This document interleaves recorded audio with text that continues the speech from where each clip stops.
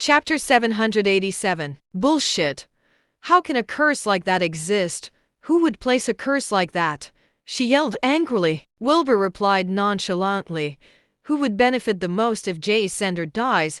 They would be the biggest suspects. Wilbur looked at Jameson and Jeffrey. She stood abruptly before they could speak.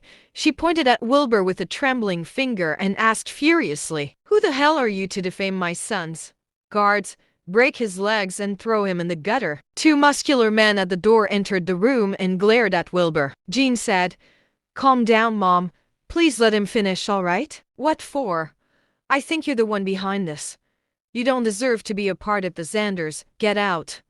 "You're not my son," she yelled angrily. Wilbur silently sighed. If a parent could not treat children equally, it would lead to disastrous problems in a family. Such problems would not surface under normal circumstances. However, the problems would spiral out of control when something changes in a family, and it would lead to unpredictable consequences. It was very serious. Yolanda did not seem to be aware of that. She trusted Jeffrey and Jameson, and she had zero trust in Jean. It was almost as if she looked down on Jean. Jace had fallen ill, and his sons were scheming for the family fortune. With a mother like that, it was no wonder the family fell apart. Wilbur watched her angry outburst and said coldly, "You don't need to yell. I believe we will find out the truth soon enough. It's not too late for you to yell by then. This is none of your business. Who the hell do you think you are?" She could not believe that Wilbur dared to speak to her that way. She was enraged like an ignited dynamite. She blew up on Wilbur and continued yelling at him. Jameson said coldly, "Hey, smartass, you're not a part of the Xanders. What makes you think you can share your opinion? How dare you act so arrogantly in front of us? I think you're tired of living. Kneel and apologize to my mother right now and we may be able to spare your life. Otherwise, you won't be able to bear the consequences," Jeffrey threatened coldly. Wilbur chuckled and looked at them, then spoke slowly. "Don't you feel bad for doing this to your father? Dude, this is your last warning.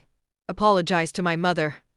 Otherwise, don't blame me for resorting to violence," yelled Jameson furiously. Jeffrey also glared at Wilbur coldly. Wilbur sneered and said, "I believe those two behind you are peak ambience level cultivators. You hired them recently too, right?" "What do you mean?"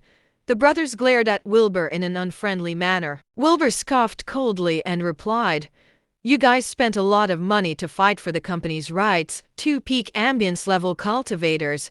It must have cost a lot, right?" "That's none of your business," Jeffrey scoffed. Jameson also asked coldly, "How dare you act outrageously if you know they are peak ambience level cultivators? Are you trying to die?" Wilbur sighed and shook his head. "You guys never cared about your father. You only wanted power." "Dude, you're asking for it." The muscular man with long arms walked toward Wilbur with a menacing face when Jeffrey waved his arm. Wilbur smiled faintly and said, "Hold on, don't you guys want to know who cursed your father? Do you want us to believe in your nonsense?" "Who the hell do you think you are?" Yolanda yelled.